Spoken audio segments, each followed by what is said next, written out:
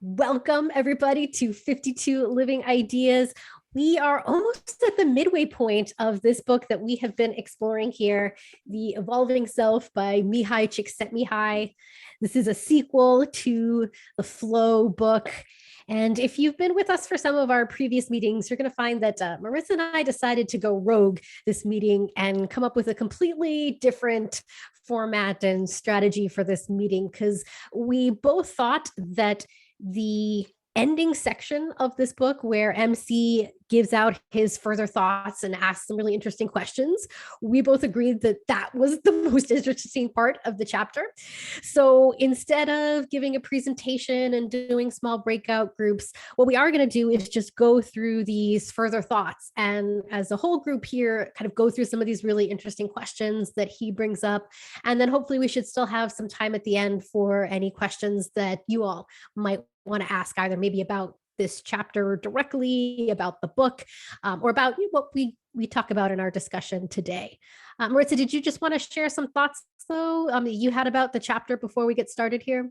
Yes, just for the sake of a little tiny bit of consistency, I would like to remind you guys again of how Mihaly Csikszentmihalyi defines flow. He defines flow as the state in which people are so involved in an activity that nothing else seems to matter. The experience itself is so enjoyable that people will do it even at great cost. Flow is when you're so invested in a project that you lose track of time, when you feel in the zone. So that was what this book is following. This is the sequel. And so we're looking and exploring the evolutionary path towards the inner self, if we're looking at self as consciousness. And what we're trying to do is that the best way to improve our opportunities for entering into flow states is by finding a way to wrangle our consciousness and take a little more control over it. So that's the premise that we're moving forward from. So as I shared with Joya a little bit ago, I really struggled with this chapter. I found it to be just, so far, it's my least favorite. And so let me first explain to you a little bit about what we're talking here. The title of this chapter, we're looking at chapter 4, it's called Predators and Parasites.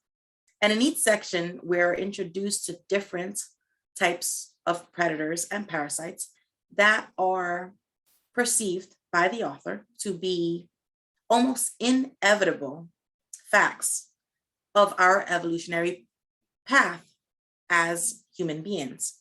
But not just as human beings. He shows how they exist within other societies and organisms as such. Part of the struggle with the chapter is that it's kind of like doom and gloom overload.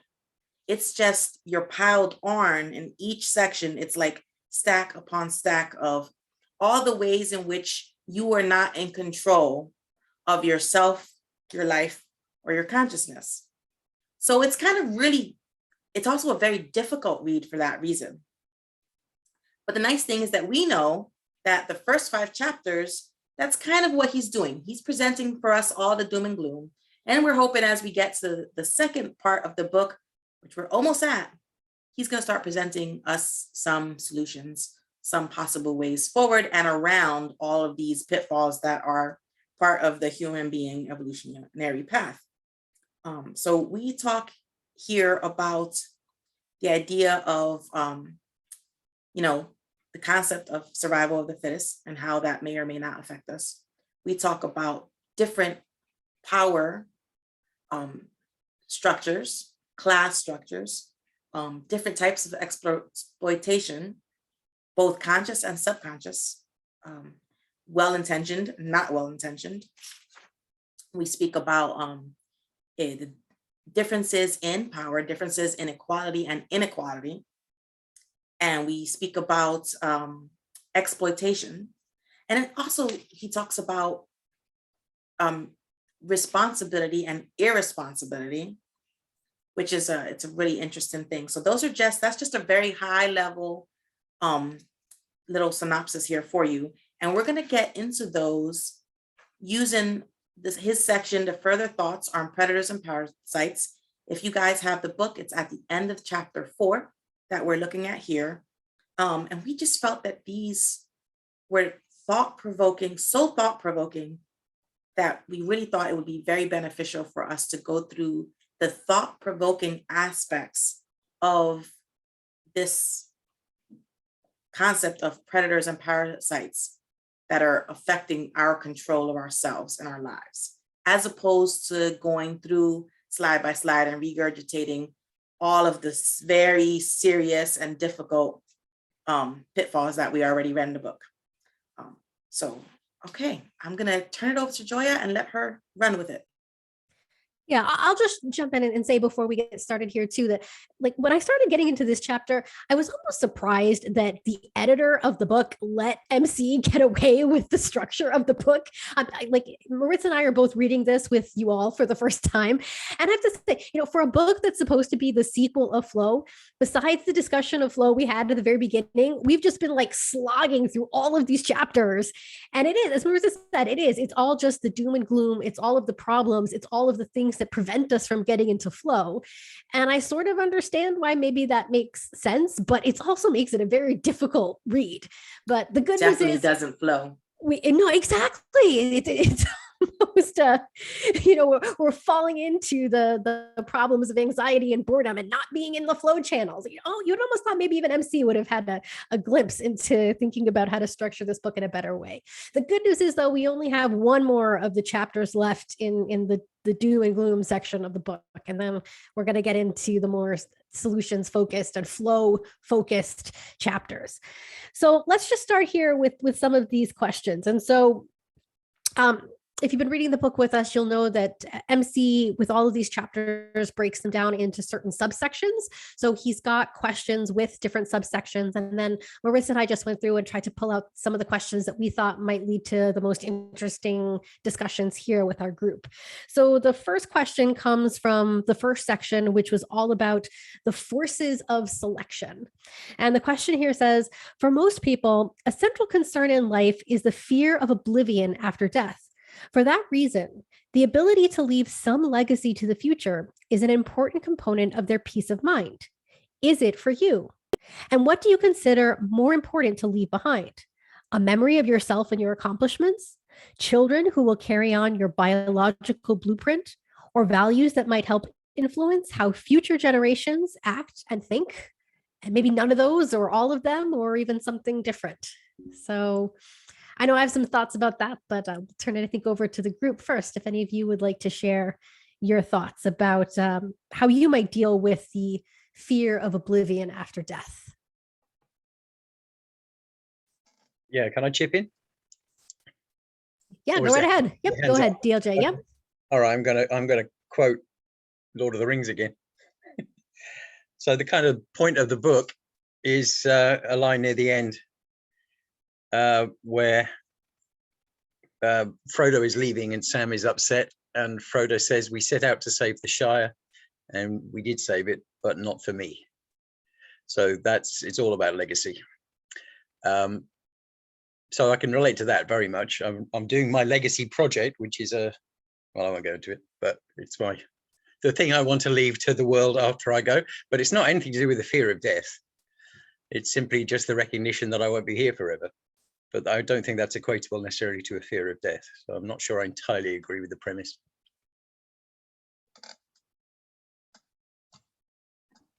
No, I think that's totally fair too. It was one of the problems I had already with this chapter, that there is a way in which, as human beings, we're perhaps unique among species in actually being aware of the fact that we will die someday. And certainly that awareness can and does play a role for many people, but it doesn't necessarily have to play a role in your thinking. And I agree too that I also, start thinking about my legacy, but it doesn't necessarily come from a fear of death. Like personally, my own beliefs are, I don't have any beliefs of an afterlife. So I don't really have anything to fear after death.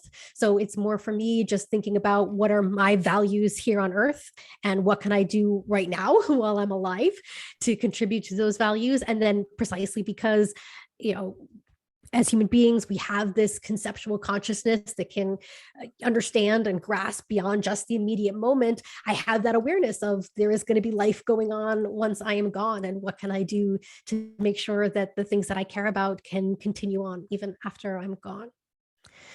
So it looks like Sharon here has something to contribute, and everyone Wait. else. We have a small group But you tonight. had James, and then James Sharon. first. Sorry. Okay, sorry. Mhm. James first, then Sharon. Oh, I see James. Sorry, now. Sharon. Yeah. Thank you. I was just to say that we have a small group, so we should be able to get everyone in. So. Cool. Yeah. So anyway, I agree with you. I think that it's we always have something that we're doing. This is what we do. It's like we're always we're doers, and there's this type of people: do-it-yourselfer, follower, leader. It's always some active person. That's how we define ourselves. We don't define ourselves as the one who's worried about death usually. But you can make a speech about it. You'd write a book about it or something like that. But it's not what we care about. What we care about is always the next thing. And he's got a lot on his plate. She has, she has a lot of cares. So it's really the normal life is not this kind of Buddhist life that I think the author is talking about. It's the worldly life. The worldly life involves caring and caring for others, caring for things that need taking care of.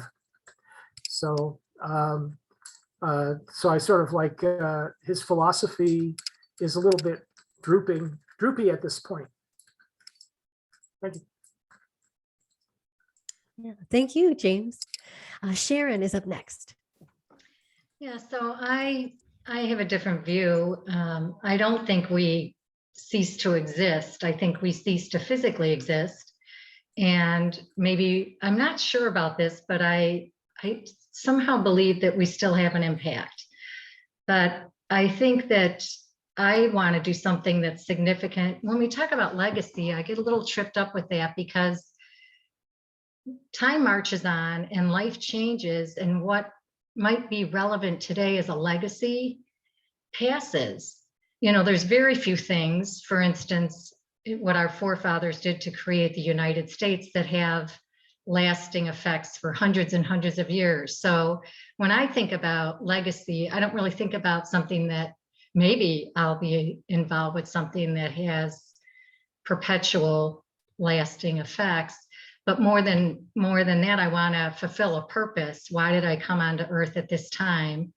And I think it will be specifically relevant to the times of today. So that's kind of the way I think about it. But it would be great if I wound up doing something so significant that it did kind of change the world in a permanent way. Yeah. So I'd like to chime in here for a minute. So my thoughts on the idea of legacy center on how to view a legacy of a people, not a legacy of myself as an individual. As somebody who does not have children, so I have no progeny to leave anything to, and I don't have any desire to do so. So that, but I see in my family, I see the legacy. Like I have an aunt who has 10 children, and the stamp is so fierce. The genetic stamp rings so true from our side of the family, despite the fact that it's, they're married. It's all the same parents for both of them, but the stamp, my family's legacy, you can see it. To me, I see the genetic traits. So when I looking at considering the idea of forces of selection and some of the manners in which this section was written by MC, I was wondering about what we as a society would potentially leave as legacy if we're considering this natural selection concept. And so he brings up, this is the section in which he brings up the word memes. So I would just like to point out, for those of you who may be going to get a chance to read the book, if you hear us speaking about memes, we're not talking about smiley emojis or whatever those cool kids are doing online, of which I am so not one. But when he says memes, he's talking a cultural norm. That's the equivalent phrase that he used. So if you hear us use that, that's what we mean. And that is fascinating to me. We're going to get into that next chapter, so I won't delve too much into it, but I think that the way to tie this a little bit into the concept of flow is that if what we're trying to do is find ourselves in that sweet spot, right? We want to be more often in the flow state. Somehow our legacy has to be tied to that flow channel, that flow state. So if your legacy is, DLJ was talking about, his legacy project. So that should exist along that channel, at least, majority parts of it, if it's your life. So at least that's my thinking. Like if we can find something that we view as legacy that also aligns with walking that meaningful path, well, then the legacy will almost resolve itself, will it not? My 2 cents. Oh, DLJ, go right ahead. Well, if you're looking at it in that sense, then you've probably got to think post-human, haven't you? You've always got to be thinking, what is it that we can pass on to the next species who's going to become sentient after we've wiped ourselves out in the next few years? I don't know if I would go that drastic. Because if I were a scientist and I figured out a way to turn, salinated water into fresh water, I can leave that legacy today. And if I really enjoy that creation process, it still leaves me in the realm of today. It doesn't force me to be in the realm of the ephemeral of the future. Just a thought. Okay.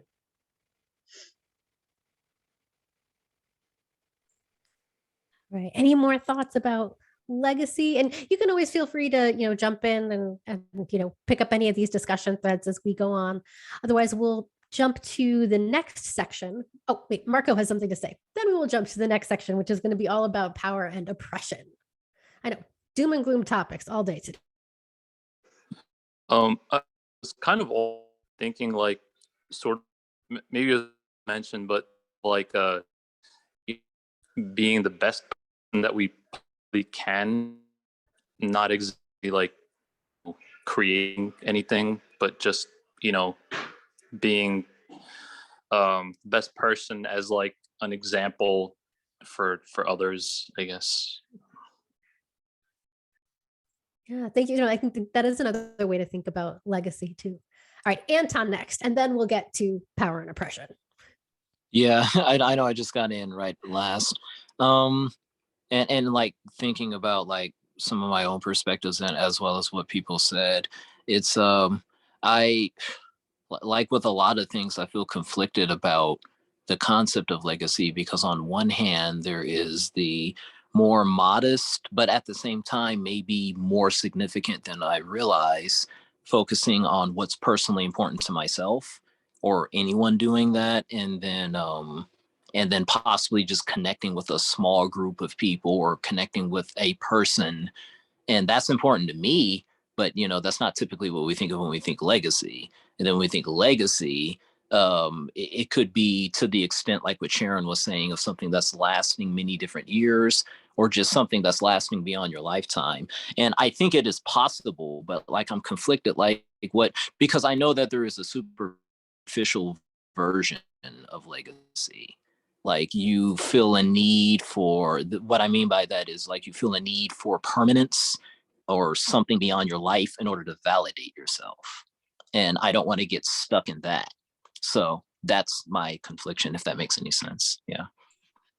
No, thank you. And thank you for tying that back even to the beginning, because I think you're right. That's where maybe legacy can go wrong, when people do have, too much of a fear of death, and they're letting that obsession with death determine what their current actions are. And that can obviously be problematic, and you don't want that view of legacy.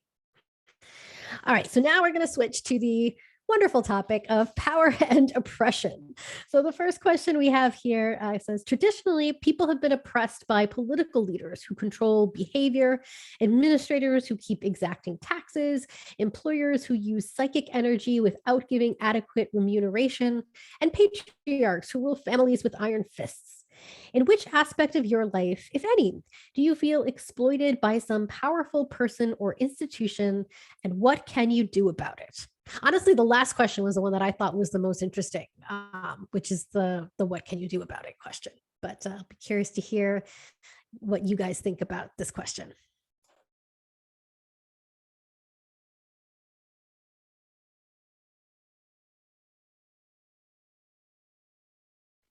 Can you give me the Folks, questions again? sorry. Can you give me the questions again? I was thinking of the first one, and the second two. Yeah. So the question was, in which aspect of your life, if any, do you feel exploited by some powerful person or institution? And then the second question was, what can you do about it? While you guys are gathering your thoughts very quickly, I want to talk for a moment about the concept of psychic energy, because that comes up in this section. And so MC tells us that oppression is a condition in which the psychic energy of one person is controlled by another against his or her will. To a certain extent, we all have to do things we don't like because someone more powerful than us wants us to do them.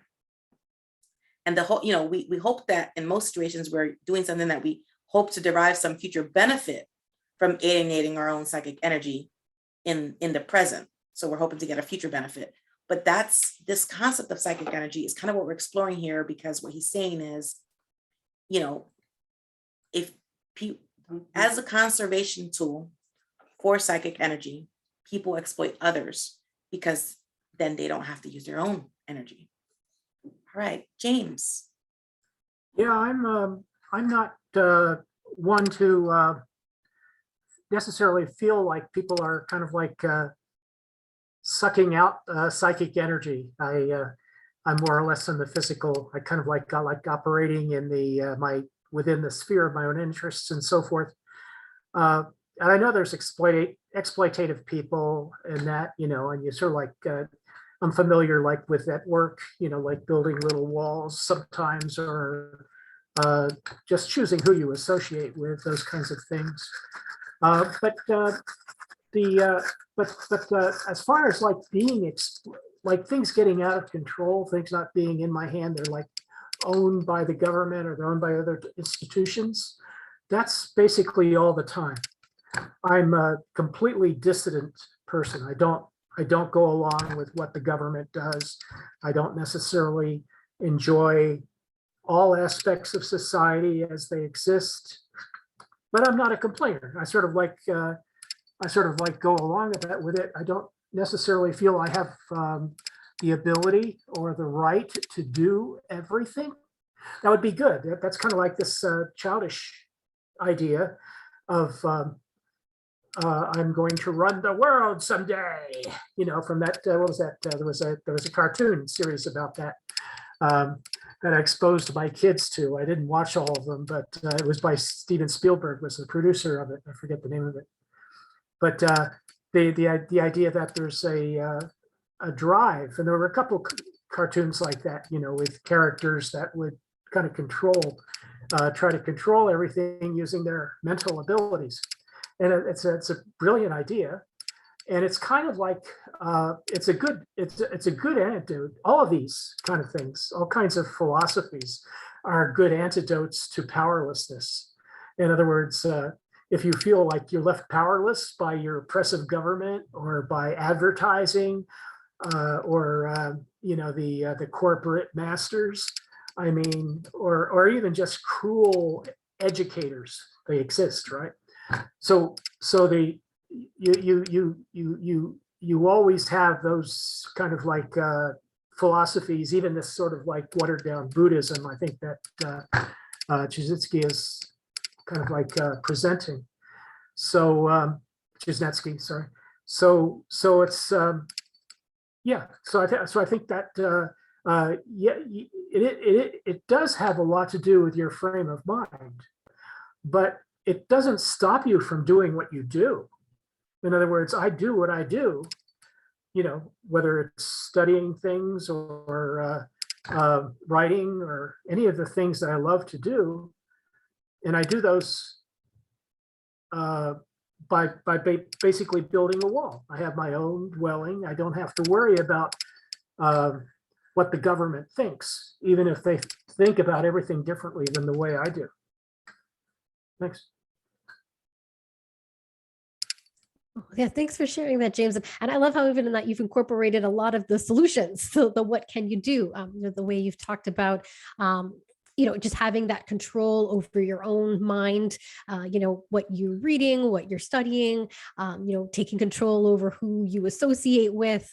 These are all great strategies of what you can do. Obviously, like pursuing work, it sounds like, and hobbies that allow you to follow your interests. And, as you put it, to as much as you can, kind of, build a wall against, outside forces that might feel oppressive or exploitative. Looks like Gretchen has something to add here to this part of the conversation. Right. Gretchen. Yeah, I guess I was thinking about along the two things.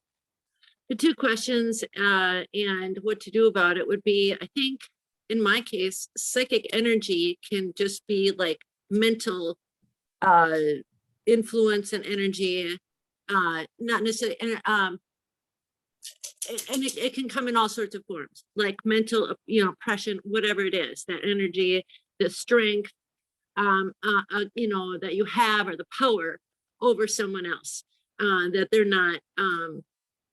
That they don't like. And, this can, I think, come in obviously many forms. Everything from parental, maybe narcissism or whatever, even over children, their children, things like this. And I think no matter what the situation or what the thing is to gather more power than what the pressure, the power is of those, that are putting those limitations on you. And, and so I would think, that can be done, I think, in numerous ways, by education, by joining forces with people to create that bigger energy. Those are just a couple of my thoughts. So thanks.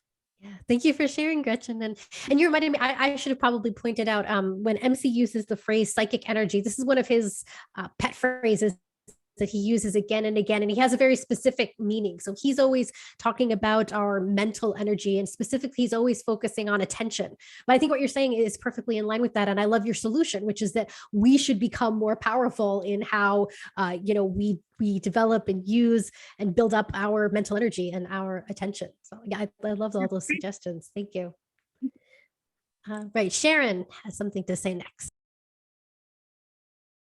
Yeah, so my knee-jerk reaction to that question was, I'm at more of the voluntary part of my life where I'm not working for pay. So the things I do, I choose to do. But the more I thought about it, I thought, there's probably, I really liked this chapter because I think it illuminated some things that are subtle, that when you grow up in different periods of your life, in different stages in the culture. He talked a little bit about the culture.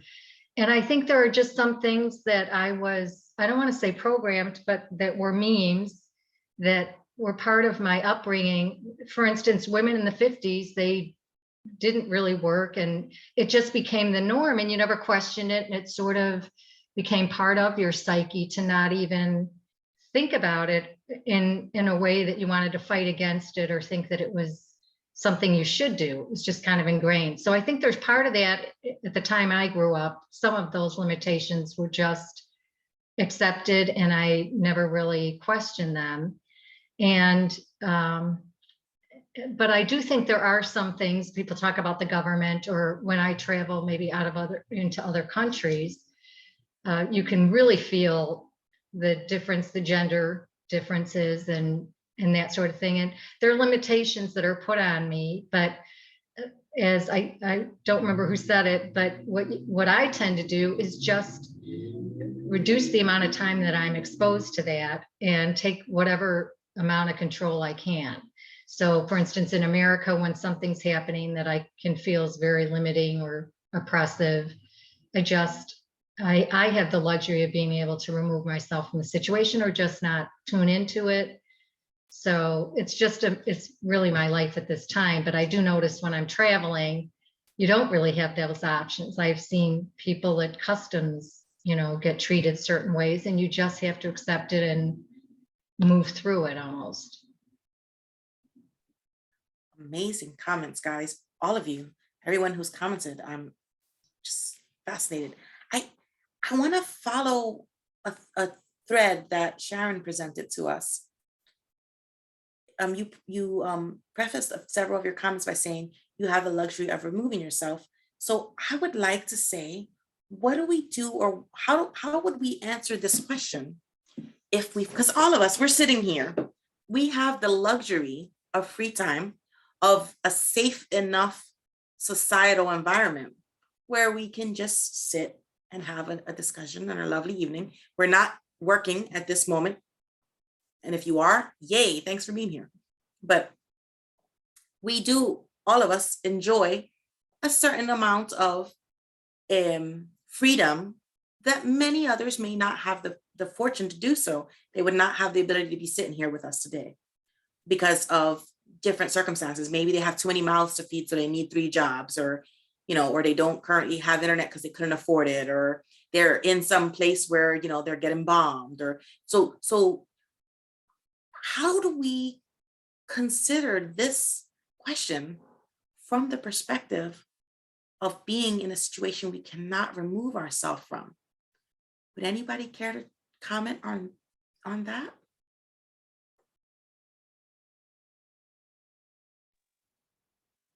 I think that was kind of where I was talking about, is unification. So joining forces, like Black Lives Matter, and even whether you're I'm not Black, but I believe in that. And so, gathering people and supporters of you. Take a modern example, so I took part in marches and things like that. But they have made their so communication and letting people know, I think is very good. We have a voice. Regardless, we have a voice. Everyone has a voice, whether it's heard or not. People can hear it. And in the situation with Ukraine, which is horrible, they are reaching out to other countries and saying, we need your energy, we need your psyche, we need your mental and your assistance. And I guess joining forces would be the answer for that to me. Sorry, I don't know if I got off topic, but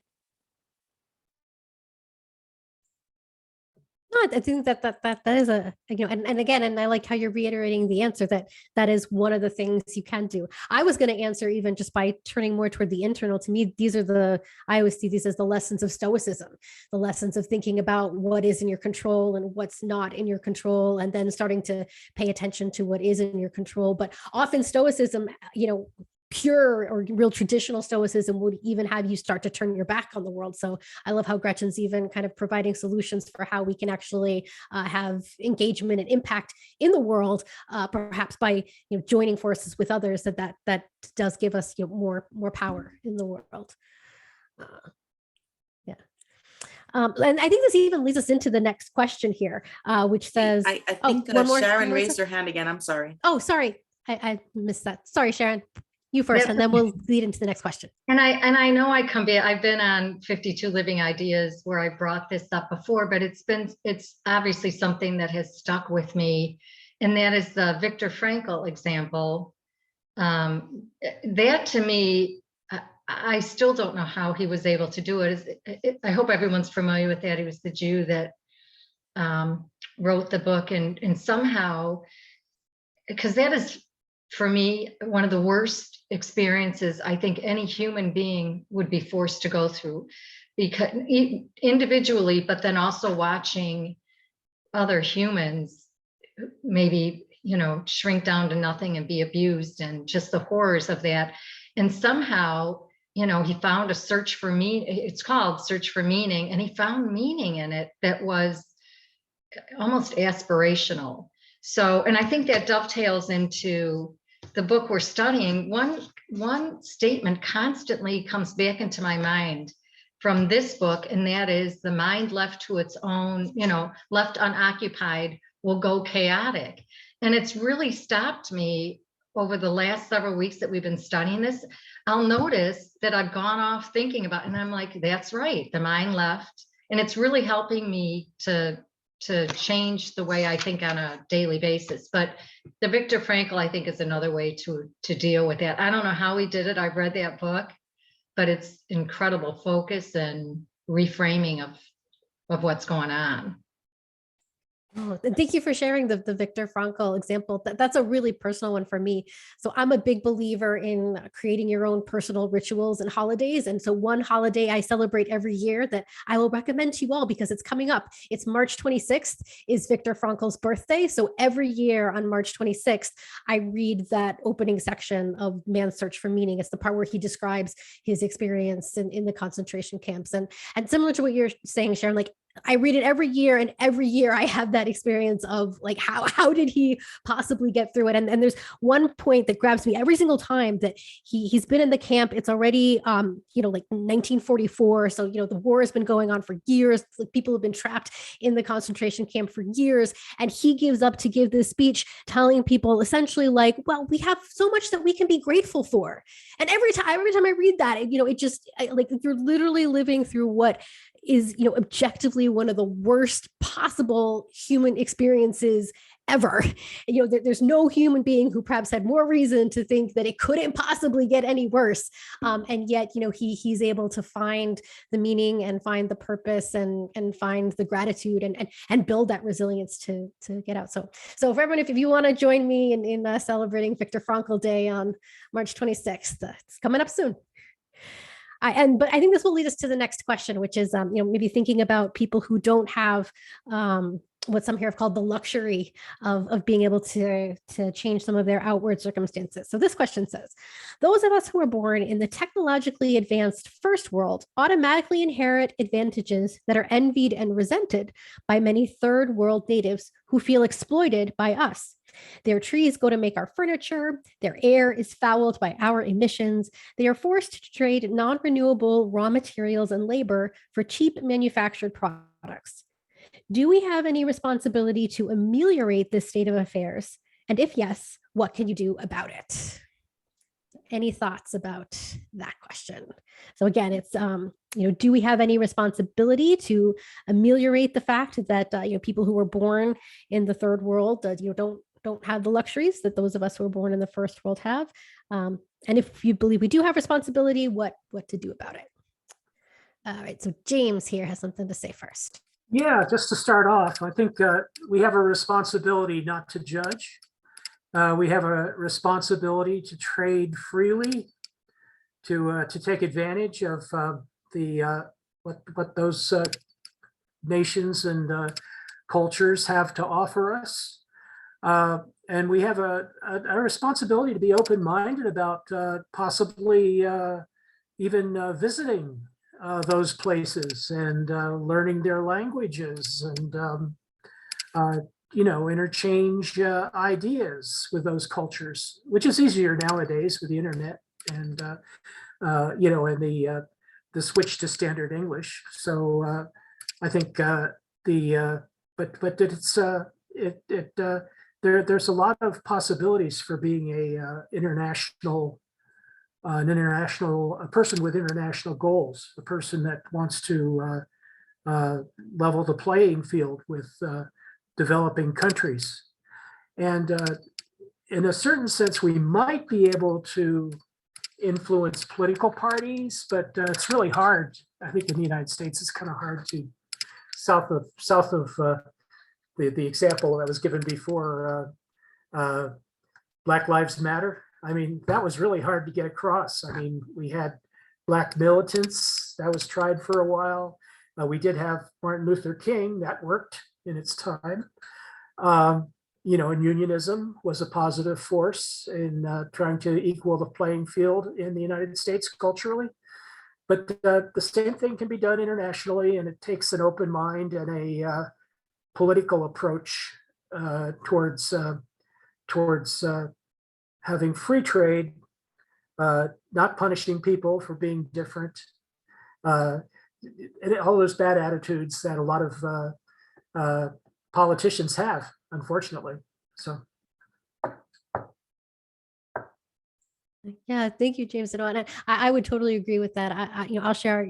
I think your idea of visiting other cultures, that's definitely been hugely helpful for me, even to develop empathy, to start to understand things from other people's perspectives. And I love your suggestion too, to really focus on trade, to focus on the voluntary relationships and the ways that we can exchange value with others, and doing so on their terms, trying to have that open mind to appreciate what their values are, even though those values might be different from what your values are. It looks like Anton has something to add to this conversation next. Yeah, there's I realize like what has been mentioned before by one or two other people, like I guess it depends on how political you want to get with some of this, because some of it is. But I think, like, a lot of times I think in broader ideas anyway, I think it's important to be able to see things. I think that there are political issues, but like kind of the broader idea of humanity is kind of what people are saying right now, and to be able to see humanity extended beyond my American, because I'm born and raised American, and I do realize how fortunate I am when I think about certain things. I have certain strange experiences. I actually host a group myself, and we talk about different topics: philosophy, politics, different things. But a couple of people who showed up to my group have been from Algeria. And I don't know how that happened, but it's awesome, and that's one of the things that interests me in being able to. That's I haven't like. There's something I'm going to say like pretty soon about like aside from being in America and born and raised in America, and both parents in my life, and various things about my circumstances that are different than a lot of people. But like the two Algerians that I talked to, like I'm finding out more about their own experience as I talk to them. And both of them are interested in hearing like what my American perspective is. And it's nice to have that. And they're one of them is kind of like a kid in a candy store when he talks to me.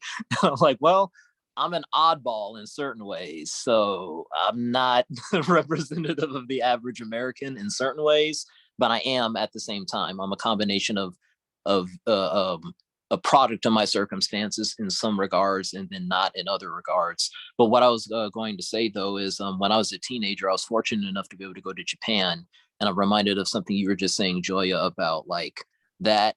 I didn't go there in order to open my mind. I'm interested in Japanese or certain Asian culture, but it did open my mind when I went to Japan. And I've heard certain people say that before, that if you travel or if you have experiences out of the country, it could show you certain things. And I think that is true.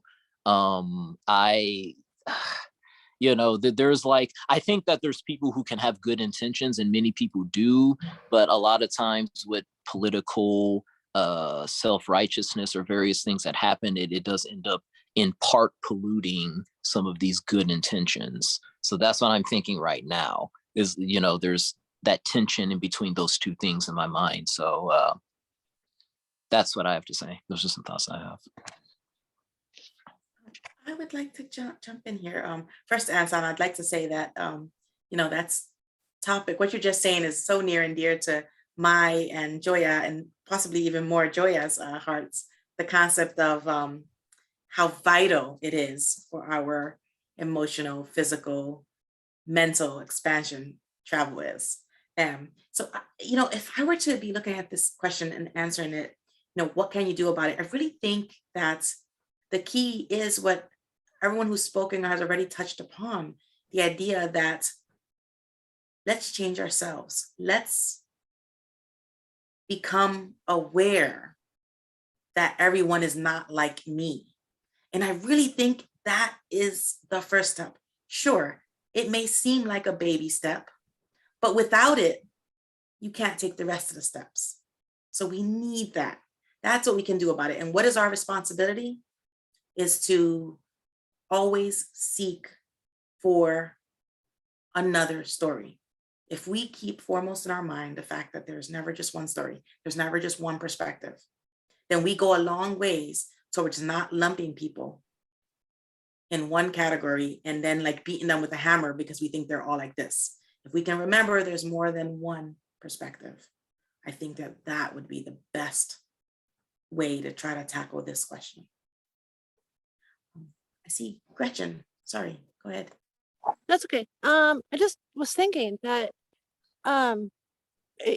like you said, I mean, a responsibility to continue to explore, but then I was thinking our own psyche. We have to make, I believe, whatever we do in the pursuit of power has to fit our own psyche. Otherwise, we're becoming exactly the same as those who are putting their psychic power, or their psychic power over us. So that's just, I guess, what I was thinking is we have to all look at our individual psyche and have whatever we do fit within that, with the caveat of never thinking that you're always right or that you know everything.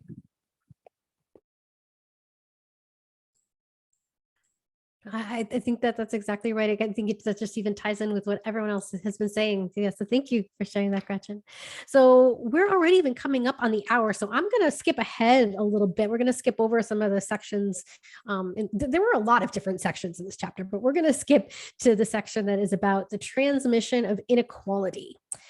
This is, I think, a potentially really interesting question. At least Marissa and I thought it was interesting. So maybe the two of us will have a lot to say about this one, even if the rest of you don't. But this question says, is it right for parents to be able to pass on unearned power, e.g. property, money, status, to their children?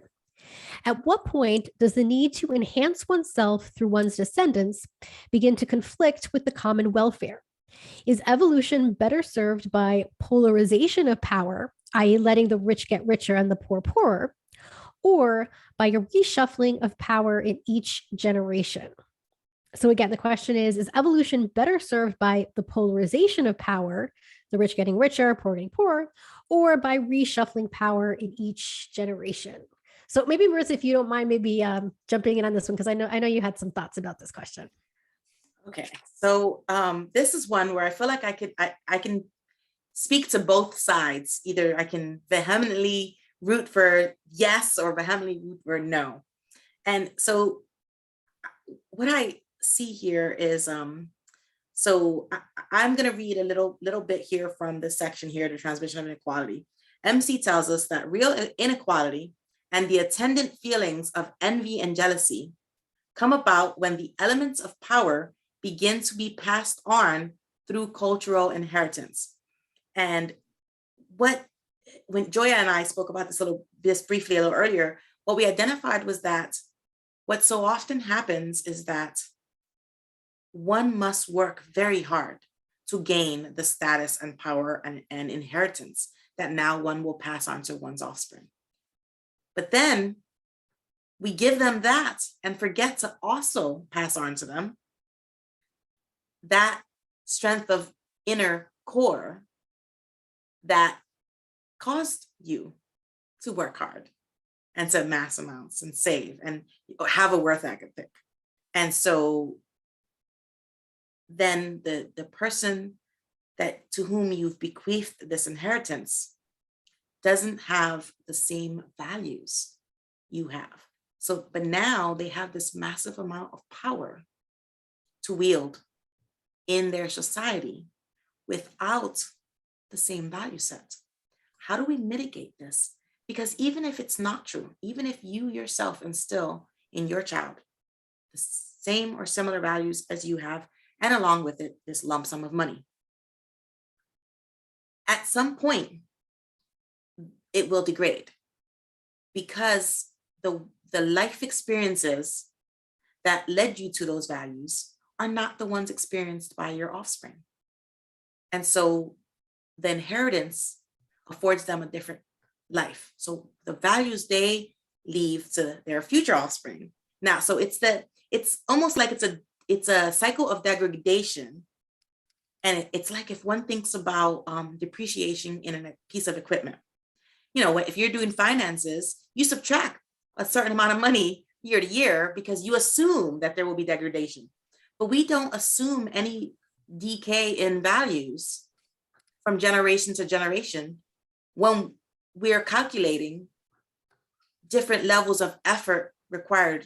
Because even in the idea of technology, if you don't have a big inheritance to leave your offspring, collectively the collective we of society is still leaving the inheritance of a more technologically advanced world. But we're not necessarily providing them with the strength of self or core needed to wield it responsibly. At least that's my perspective. But then I feel like someone who worked very hard and amassed this fortune should not be penalized. So you can't just say, oh, well, you know, they've got to give it to everyone, because I don't see why would one bother to work hard and have a good work ethic if it was going to be taken away from them. So like I said, I think the real answer is I would say neither yes nor no, but I think I could discuss either side. And so I really look forward to hearing what several of you have to say. Looking here, I have James, Anton, Gretchen, and then DLJ. Go ahead, James. Yeah. Okay, thanks. It sounds just a little bit like imposter syndrome, or I'm thinking about that. I'm thinking about we all have like groups that we participate in, you know, and there's always someone who doesn't really share as much. You know, there's always somebody that's bound to sort of have imposter syndrome. And when you're talking about this inheritance, so in other words, the king, right?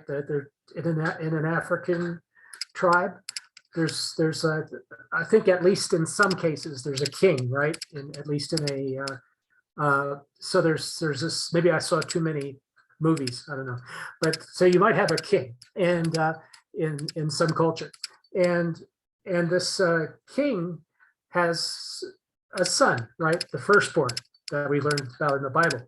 So the firstborn is supposed to be the next king, right? But what if the firstborn doesn't really deserve to be the next king? You know, isn't he going to have a problem? Isn't he going to have a little imposter syndrome? Isn't he, if he actually gets the job, or if it comes time for him to take the job, aren't the people in the tribe going to be looking around at each other to see where the next king that should be king instead of the eldest son should be? So I think I don't think the problem is with rank, and I generally don't think it's with wealth, because I've seen groups of wealthy people, and there's idiots in every group. I'm sorry, you know, among people that are really the leaders of corporations or on boards of, there's always some that you'd think wouldn't really belong there, you know, but they're there, right? So they're not all perfect. They're not all Charles Mungers and who's that guy from Nebraska? They're not all Bill Gates. They're not all like super. Bill Gates has limitations, you know, as we all know. But you know, they're not all kind of like running on on 8 cylinders. So, but the thing is that many of them contribute, you know, and that's the idea, is that we in society, people contribute. They have a role to play, even if it's to sit back and learn and support the others. So I think that happens in every kind of level and group of people. I just want to mention one fact. Maybe I think it's very little known. In the Soviet Union, there were divisions of salaries. There was an algorithm for figuring out people's salaries, and the people with the highest salaries made 11 times more than the people at the bottom level. That's a very little known fact. Not very many people in the United States knew that fact. And because there was so little information about the Soviet Union during the Cold War. But so these guys that built rocket engines or nuclear weapons and so forth, or whoever they were, they could possibly get as high as 11 times the base salary if the union, and the union would kind of calculate what the salary would be for that particular kind of worker. So I mean, in any kind of society, I don't care if it's a tribe or if it's a capitalist utopia or a Marxist Leninist group, there's going to have to be some inequality, and so we're not trying to make everyone equal. Nobody successfully tries to do that.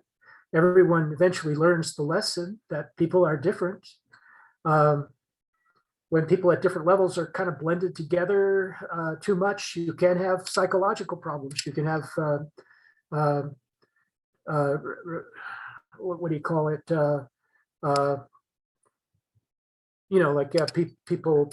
People envy. You can have people envying others. They don't think they deserve their position, or you can have imposter syndrome and things like that. So to have a healthy society, people should be able to achieve what they can achieve. If you want to give your money to a charity, or if you want to give your money to your idiot son or daughter, that should be okay. I mean, it's just the way the cookie crumbles. I'm sorry. Thanks, Jim, and thanks for sharing that fact about the Soviet Union. I didn't know that, so learned something new. Thank you. So I know we have coming up next. I know we have definitely DLJ, Marco, and then Anton. I wasn't sure if you actually had something for this one, or if that was still your hand raised from the last question. Yeah, I mean, I could say something, but Marissa might have called on me on purpose. I don't know. She might have. She might have raised your hand for you. Well, we'll do DLJ, we'll do Marco, and then Anton, if you do want to say something, you can go next. But DLJ will go first. Yep. Cool. Okay, so I've got 3 comments based on the 3 people before me in reverse order. So James mentioned 11 times salary. Yeah, looking at the US in particular, where you've got the top of an organization with hundreds and hundreds of times more. Yeah, 11 times seems like, quite reasonable, I think. Bear in mind, Marx said from each according to their ability, to each according to their need. That's not equality. That's distribution, right? It's not equality, right? So just picking up on that one. Some reassurance maybe for Maritza's comment there in terms of tech inheritance and the next generation maybe not having the social tools to go with the technical tools, or applying them in the same way, in the same principles. The reassurance I think I can give you is that our generations were also inheritors. So the previous generations maybe had the same concerns, but we've done all right, haven't we? So maybe the next generations, yeah, okay, maybe not all right, or okay. And then the last comment was on the joyous preamble, or you used the term is evolution best served? Is that from the book, or is that his term? Yeah, that's MC's phrase there. Is evolution better served by polarization of power or by a reshuffling of power in each generation? Okay, so that's not evolution in the biological sense, presumably, then that's more in terms of improvement, I guess, right? I think he's thinking in terms of like a cultural evolution that builds on a biological evolution. Okay, but evolution doesn't care. That's the point, right? So the word really is improvement, and that implies some sort of goal, objective.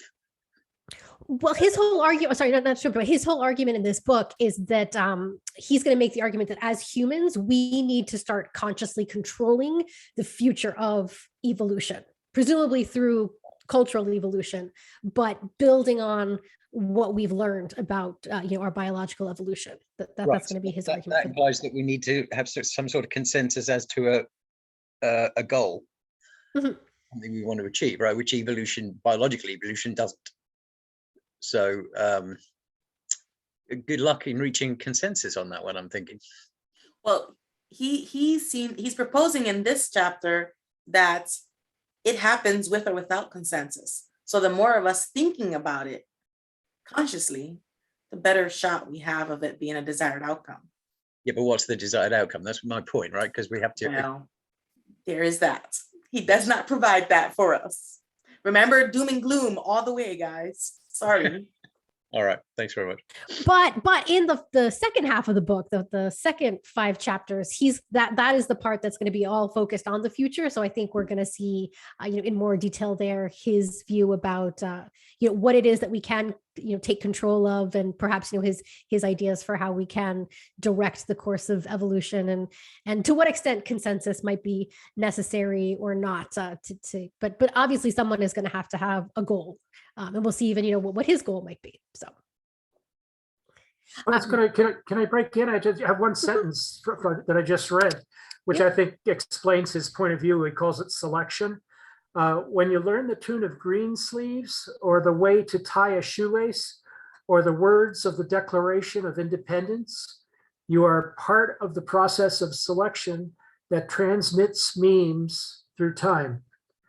So it's the idea is that it is a little bit unconscious. I mean, in other words, you decide what you care about, and those things that you care about changes the memes that become transmitted through all the social mechanisms. And these actually replace, in some sense, replace the genes in human society.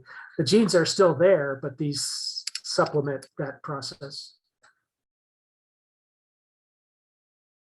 Thanks. Thank you for reading that. That is one of my favorite quotes from this book. And I think it just perfect timing. Thank you. DJ, did you want to add anything to that? Or otherwise we'll go to Marco next. No, go ahead. I just wanted to interject that explanation from the text, that this is a kind of like genes plus memes philosophy, and it's not incredibly formal. It is. I like that aspect. It is a kind of the idea that some of its ideas seem a little bit slanted, but I do like that quote.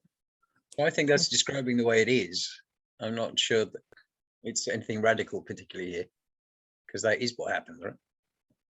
That's well, memes are a fairly recent word. Dawkins, right? Dawkins wrote on it extensively, and I don't know if even anyone before him, but it was, He came up with the word, though. He didn't come up with the notion of mimetic, cultural transfer. Right? I mean, that's been going on forever, and it's a case of who are the most powerful influences to get their consensus across by might is right, or by whichever parliamentary means or whatever. Right?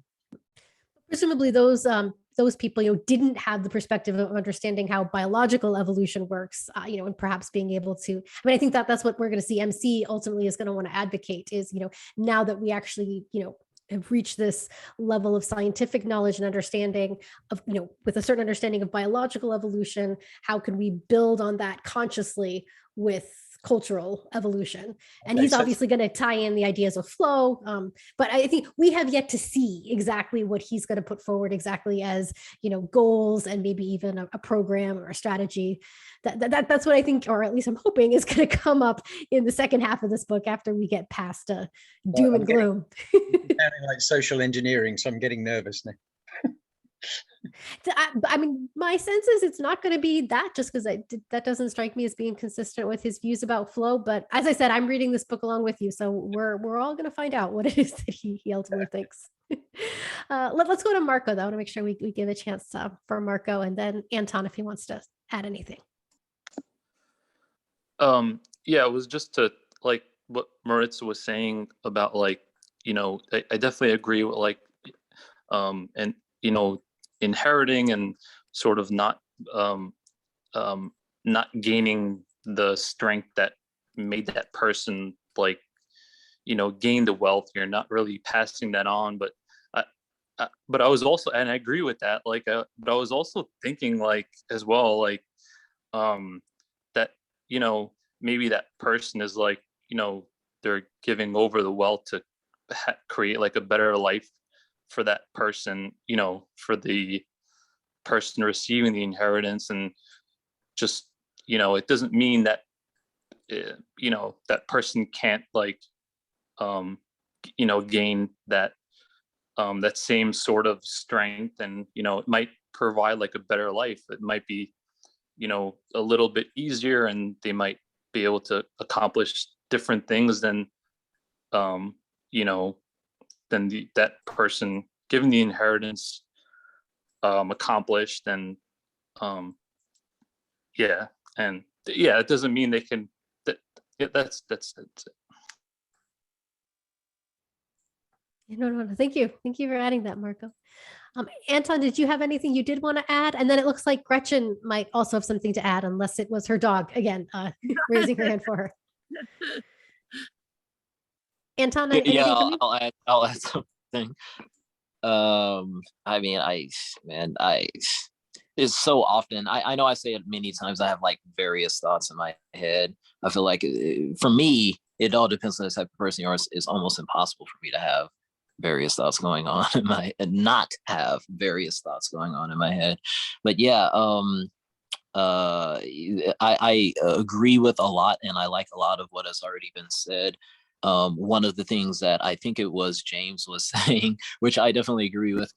Well, he might not agree with part of what I'm going to say, but most of what MC is saying, even if it is doom and gloom, and I agree, hopefully we'll get, I guess there's the second part of the book about solutions. He does give some solutions, but like, I agree with you guys, like it's a lot of it, especially this chapter, is doom and gloom.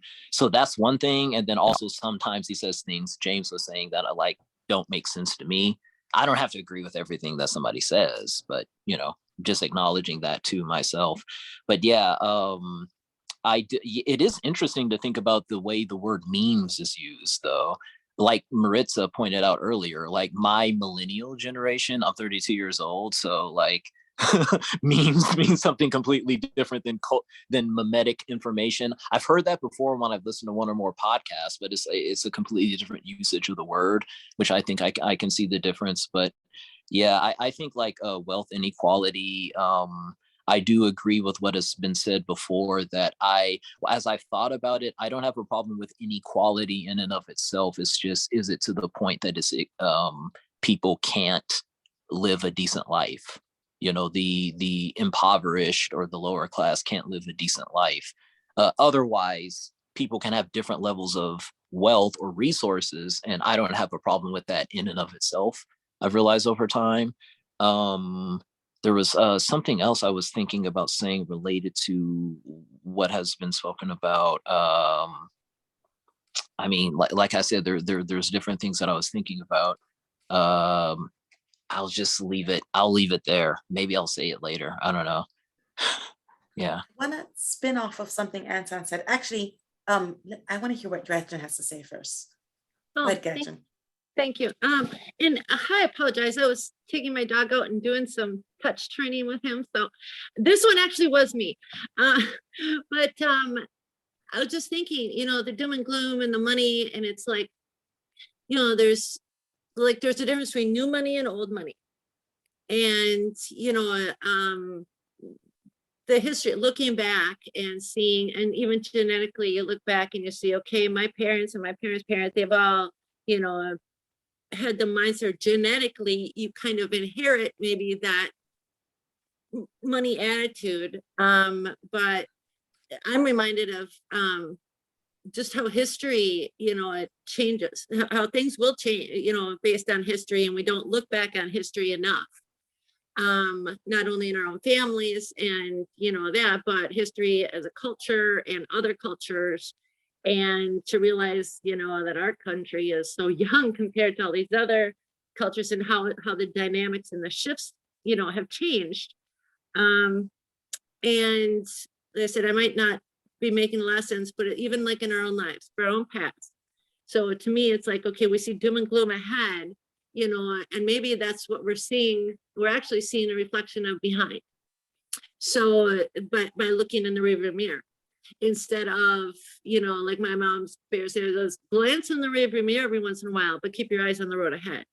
So I guess to me, that's the flow for a pattern for my life that I try to succeed as in looking at, okay, I did this in the past, that didn't work, or this is what happened, or this is what so-and-so did, you know, in the past. And so this is where I need to go as the flow in my future to pursue my dreams, pursue my, you know, what I want. Anyway, so said that may have been said before. I was a little distracted and it may be off topic, but it's just something you were thinking of and said, somebody said, made me think of that. So sorry. Thank you, Gretchen.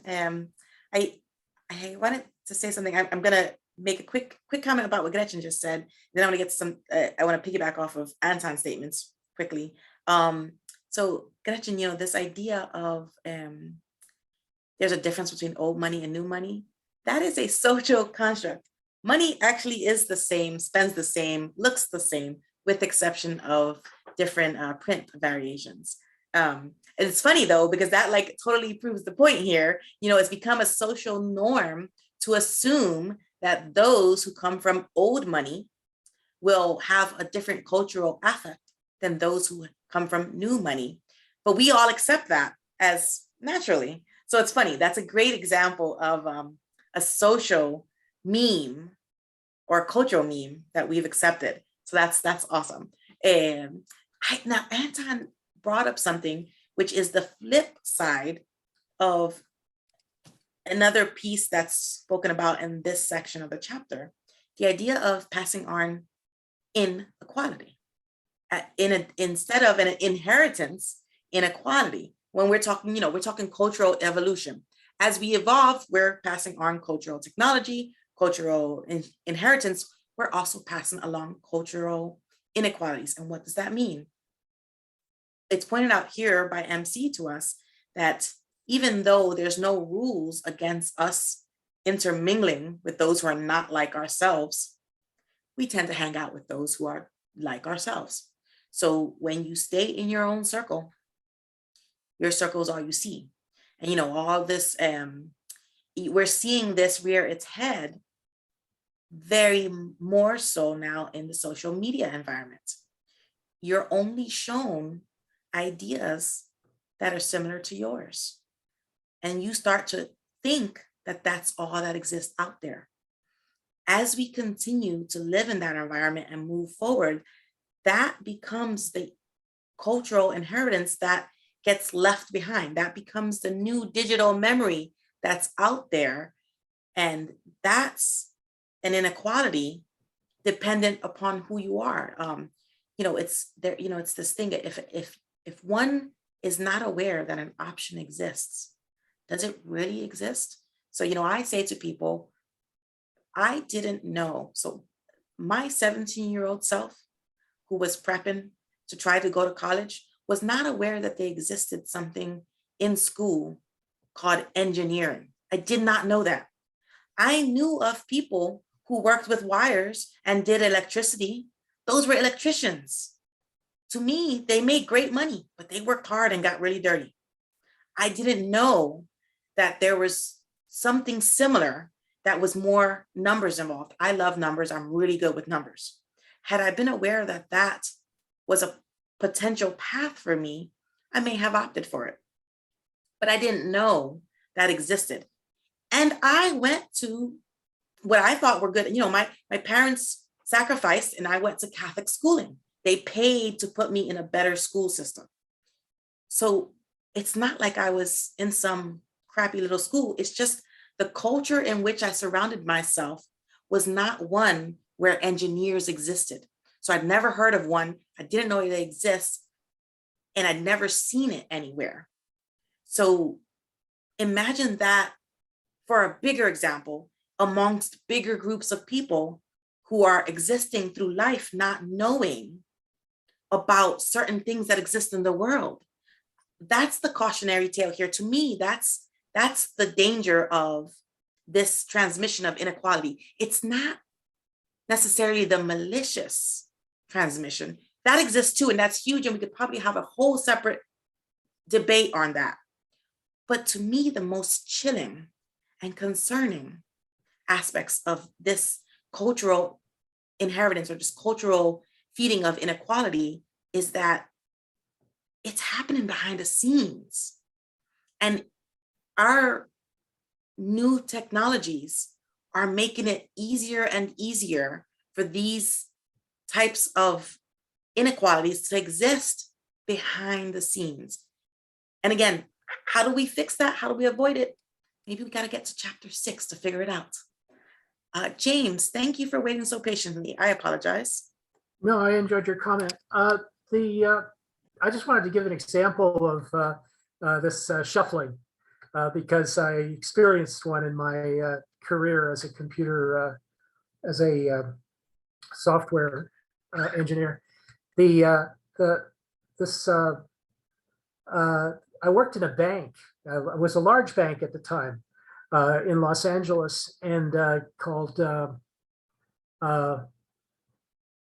I don't know, some kind of international bank. Now I forget, but they First International, probably. But they had a program of shuffling their managers.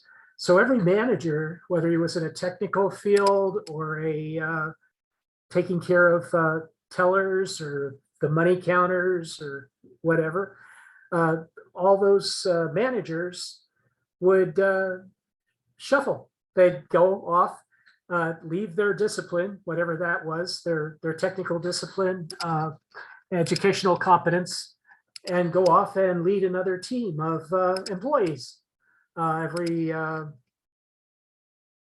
4 months or so. And it was called, they called it matrix something, probably. There was you could see charts, they'd have charts of where the managers were going next and stuff. And this was obviously a recipe for catastrophe. And the bank made some mistakes financially, and they started going downhill. They were purchased. I think there was a consolidation. They all the workers went off to live in the desert in Phoenix, and it was then eventually they were either purchased by another bank or went out of business. I forget which bank they assimilated them. But that I just wanted to mention that this idea that that you could just shuffle anything you like is so corrupt. And I've seen a real life example of how it is a recipe for disaster. No, thank you for sharing that personal observation. We have only a little over half an hour left, so I'm going to take us into the next section, which we're moving from predators now to parasites. And we're just doom and gloom here. So we're talking about parasitic exploitation. And here we're going to be talking about social parasites. So MC says, in terms of social parasitism, to what kind of exploiters are you most likely to be vulnerable? Anonymous bureaucrats who control your taxes and real estate assessments? People who have a delightful way of laughing? Flatterers? Brokers who promise quick profits? Personable workers who fail to deliver on their obligations? Shiftless relatives? Insensitive friends? Egocentric partners? How much psychic energy could you save if you immunized yourself better against them? So I think there's even a couple questions here, which is, I just love the whole list of the wide range of potential social parasites, from people who might, parasite off your money, or who might even just parasite off of your emotional energy. So even just, thinking about who you might be most vulnerable to there. And then even just this question of, immunizing yourself against parasites and how one goes about doing that. My guess is it probably, the type of immunization probably depends on the type of parasite, but I'm going to be curious to hear your thoughts here from everyone in the group first.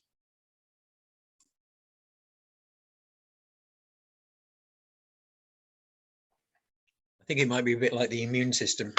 So rather, as you say, rather than immunize ourselves before it happens, I think it's more of a case of gaining immunity, like once it's happened, right? So it's yeah,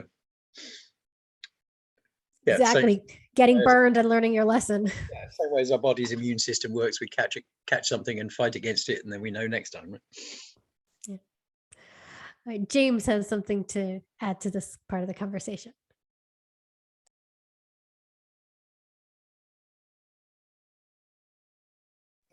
James, you're muted. Oh, I'm sorry.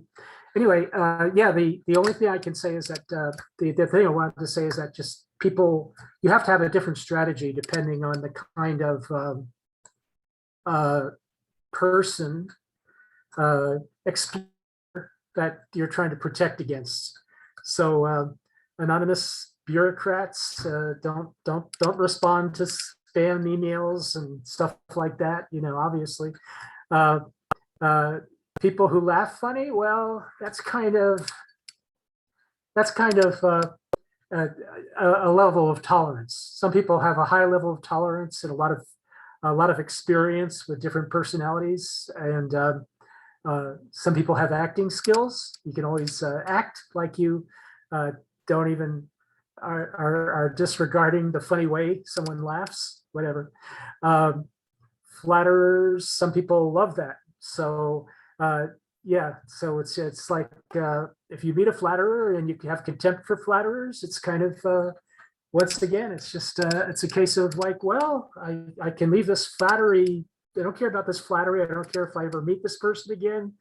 But do you want to insult him, or are you just going to act like it's really okay, you know, or just have invent countermeasures? There's probably good counter flattery strategies that people can use, and so on for all that stuff. Shiftless relatives, you know, I have one relative probably that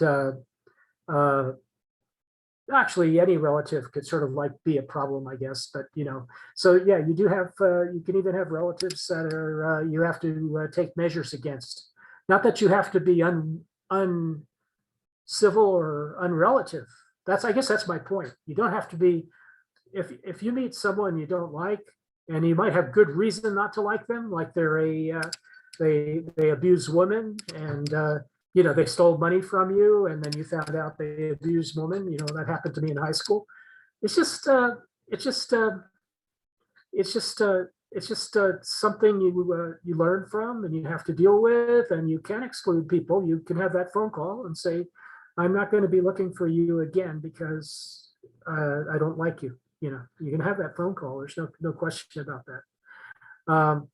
But and I'm good at handling people that I don't have a relationship to, frankly, you know, without being excessively rude. Normally, I could even give an explanation, unless the person is pushy, and then you explain to the person that you're a pushy person. No one in a business could actually deal with you because they would lose too much time talking to you because you are pushy. I'd like to terminate this conversation. Goodbye. You know, you just have to deal with different people on different levels, and that's life.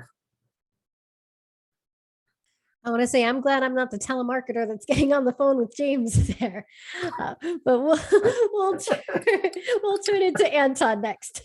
Anton has some comments for this one. That's funny. Yeah, I like yeah, the way that I tend to think about it is like treat everybody with everyone doesn't have the same view of what respect is, but treat everybody, even people I don't like, with a certain basic level of respect. But if I don't like you, then I don't prioritize you.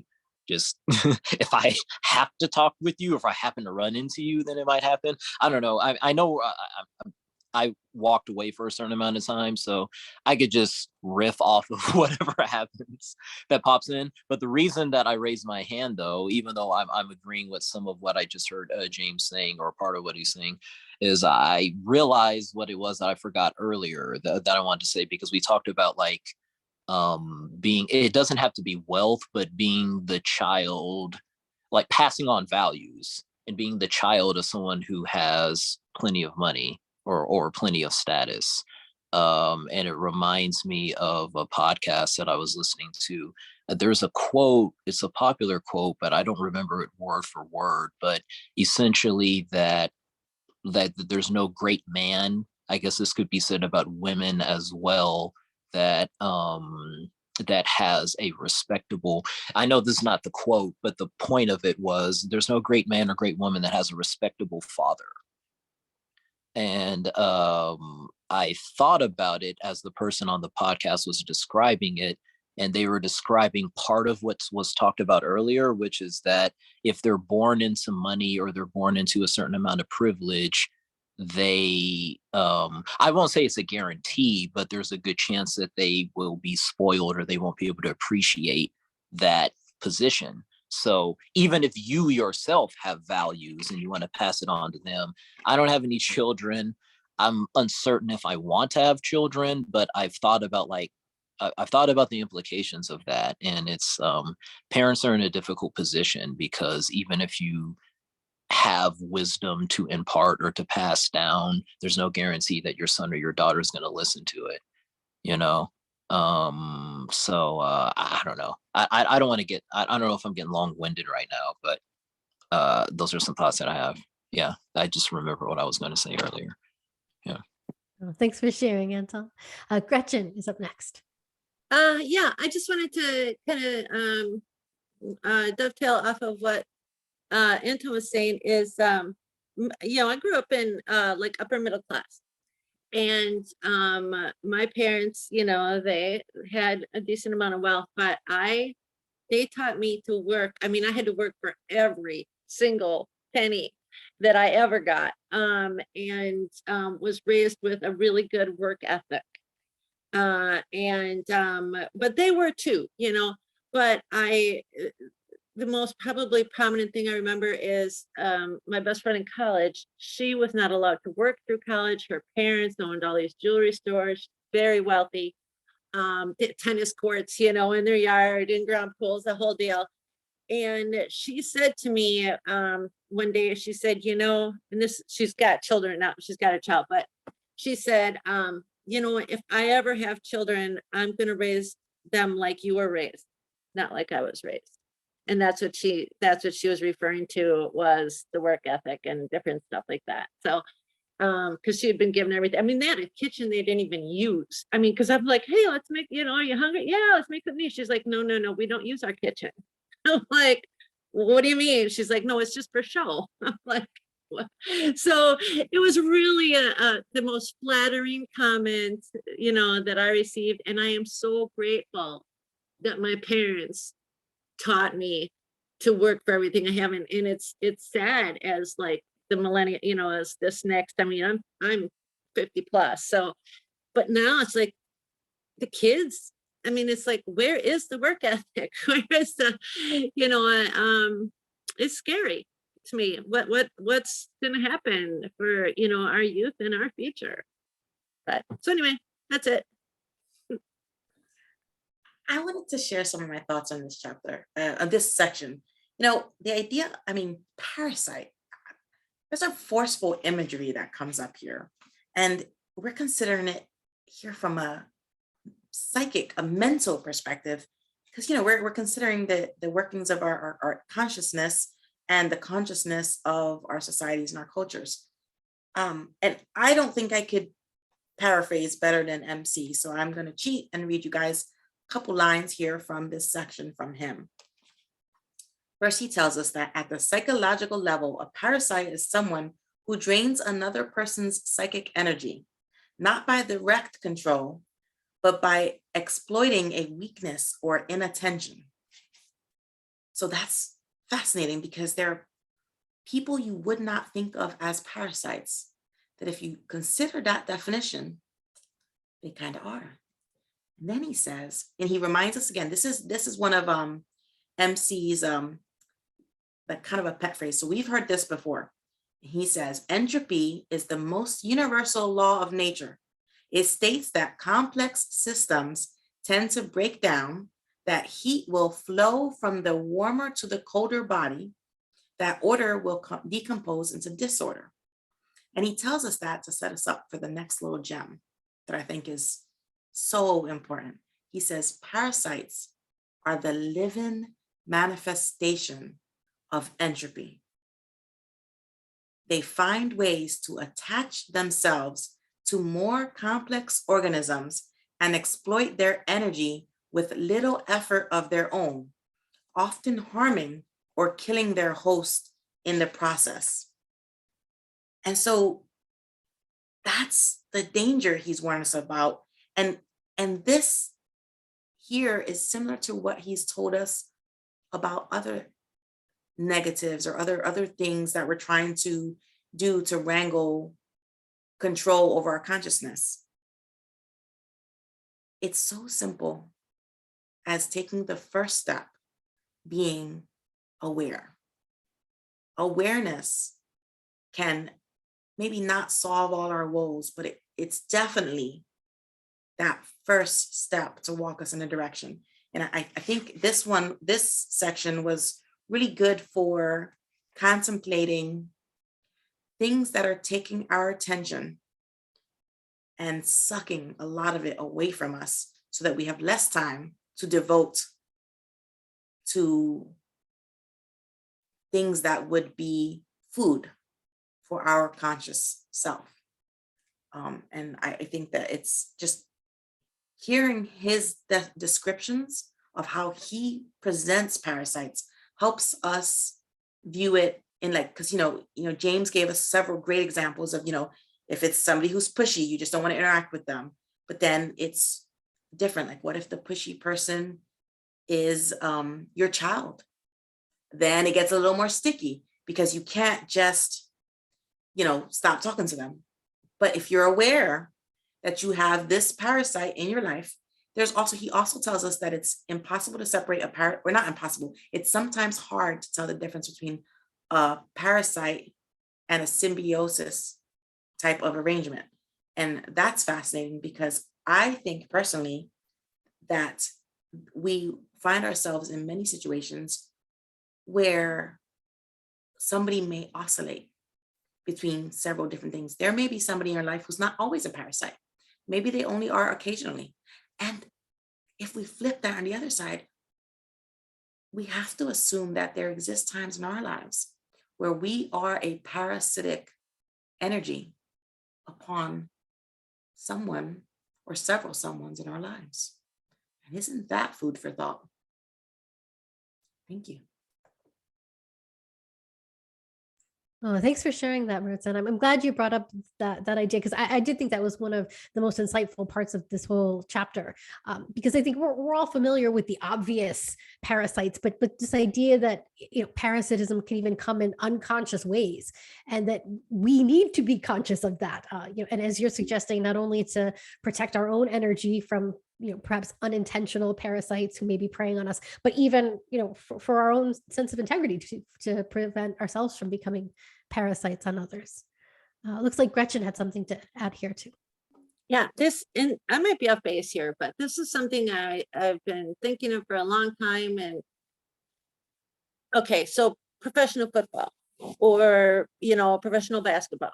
All right. The predominance of the players, tend to be of African descent, and especially the really good, and it's like they're beating their bodies up, and white owners of these teams are like being a parasite to me, to these players, and using them as entertainment, as whatever, and yet, like you had said, Maritza, sometimes that goes back and forth, where, okay, they get a good salary and everything, but, or if it's a singer, famous singer, or whatever, but then they almost seem, I know this is a really weird definition of the word, but almost parasitic on them, as opposed to, and by comparison, probably parasitic is, to me, it's a comparison against, okay, how do they treat the rest of the Black community? So like where they revere football players or artists, Black artists, but you know, I don't know. Does that make any sense at all? Like where that's coming from, where I think that owners of football teams can be parasitic on players. And then, you know, they beat up their buddies, they do all this stuff, and I don't know. I mean, like I said, that might be way off base. It looks like James has a comment on this one. Yeah, I'll just give a quick answer. I think the I guess the capitalism. I don't know if you're familiar with Karl Marx, but he had this whole theory, which is still around today. It's still taught in the universities. You know that capitalism, because of profit making, is so strong with the aid of the aid of equipment. You can make a lot of profit if you own if you can get hold of land and run equipment and get people to work for you, that your wealth is going to increase exponentially. And the people, his theory was that the people that were working for you would tend to become poorer because you would extract wealth directly from them. And a lot of economists don't agree with that now. They say that even at the lowest levels, people always do better than people at the lowest levels did before. Their work is easier now. They used to work in a ditch. Now they work at McDonald's.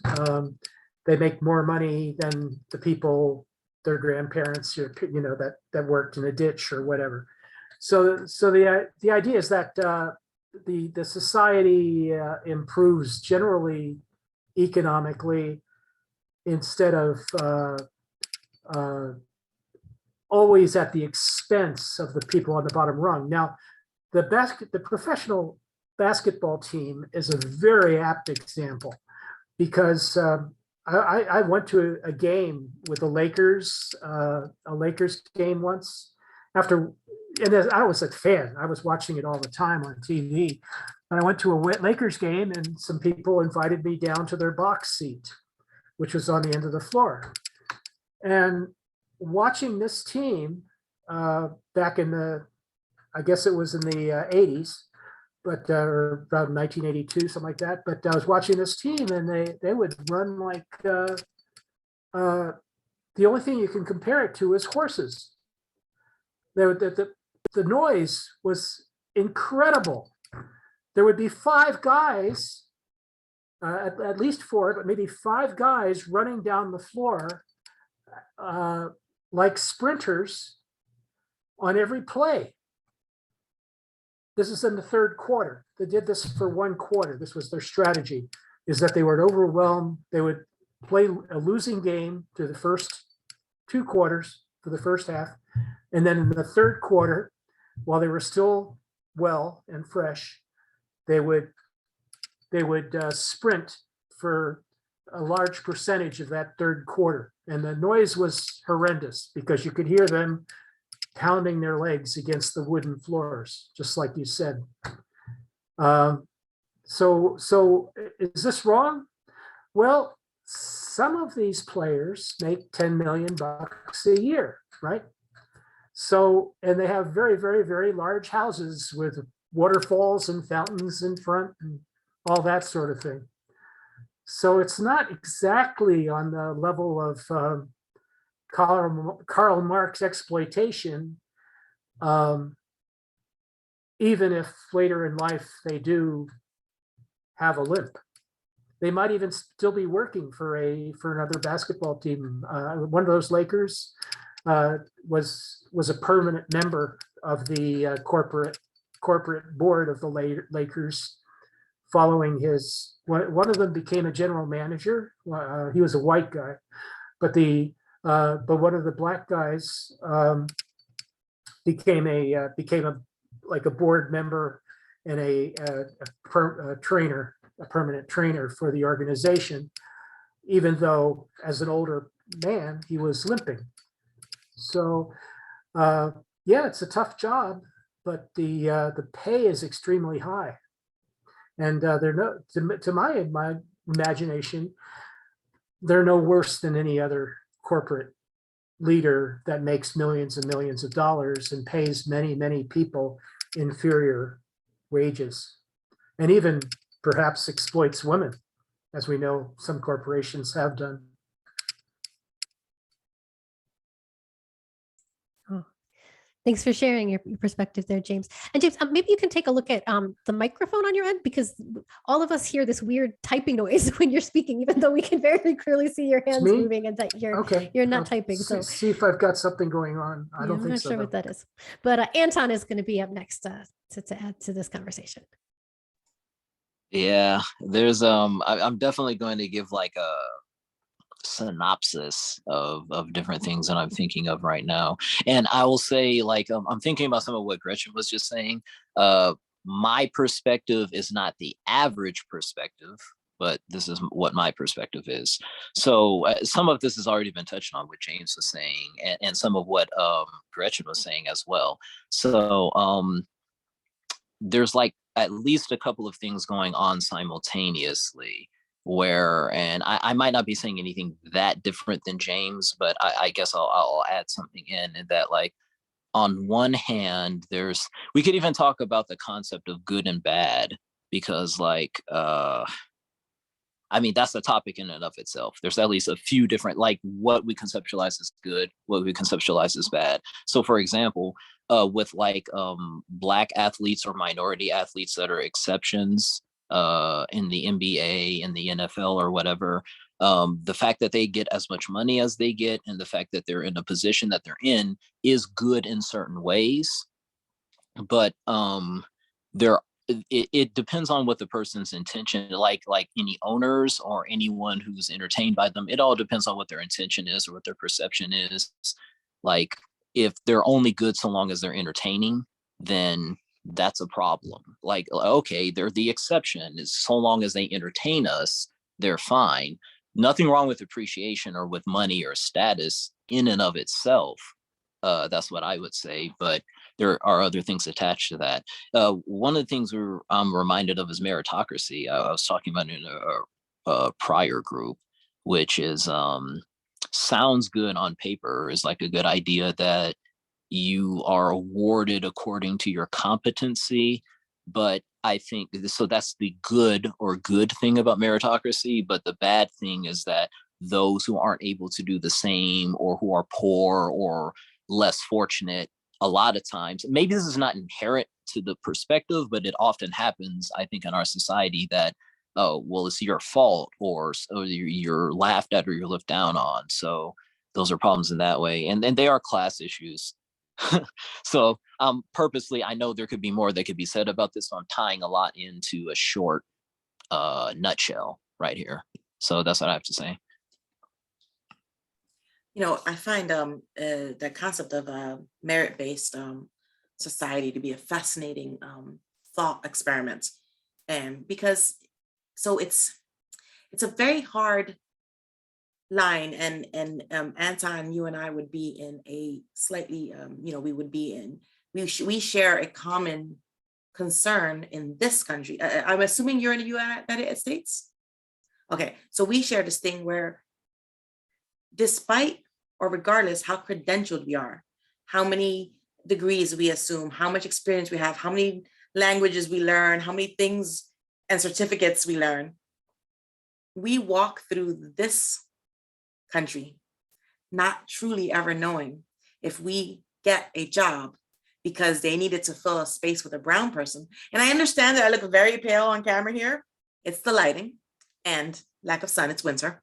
But so, you know, I am of descent. I am Puerto Rican, so I identify as a brown person. And it is a little bit saddening, and if I take the time to think about it, and we're a little off topic, I apologize. But the idea of the fact that there are laws that require companies to place a specific number of brown bodies. Now, this law has become a societal norm because it was necessary. It was vital to stop people from discriminating against brown folk. But everything that was a great intention, right? So now there's the flip side that has a potential negative side effect of a brown person wondering whether or not they truly got the job based on merit, or because society dictated that that company needed a body of that specific type. And I mean, it's kind of small. So it's, you know, it's not that huge of a, you know, it's not a huge thing, but it is something to think about. And, you know, merit just comes to play for me because and again, I think we're getting off topic. I should wrangle us back in as one of the mediators, huh? But it's an idea. So guys, Joya is having an unstable connection, so I get to bring you guys home. So that's all I'm going to say on the idea of merit. But I think that ties us into what I think the basic point that we're getting from this chapter is, when you look at something, turn it over on all corners, because there's probably an aspect of it that you should be aware is either detrimental to your psychic energy or someone else's psychic energy or the culture's psychic energy in general. If we are going to be the ones to foster a positive cultural inheritance, awareness of where all of these predators and parasites live within us is the place to start, right? So we have just a few minutes. So instead of moving us towards anything else, we've pretty much talked about these topics. I have one thing I do want to leave you guys with, but first I want to open the floor one more time to anybody who just has to get another comment on anything. I really enjoyed this conversation today. I think that Joya and I going rogue for this chapter was really the way to go, because we had a far more robust and in-depth conversation than we possibly could have had if we had just followed the structure of the book. So, all right, anybody have last 2 seconds? Go ahead, Sharon. Okay, I am going to comment on your comment about the meritocracy, because just to flip it on another side, I find in my experience that individuals who are hired because of filling a quota have to be far more qualified and bring much more to the table just to be considered. Oh, fascinating. Thank you. Okay, that feels good to know. I appreciate that. Thank you.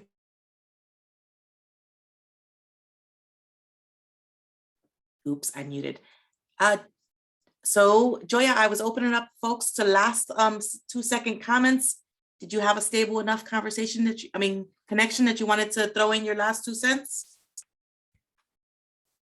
I'm not sure, so I'll just let you close everything out here. All right. Okay, folks. So I want to remind you guys that 52 Living Ideas has many great discussions coming up. You know, tonight, he's doing the Gita, the Bhagavad Gita, and today is chapter 9, part 3.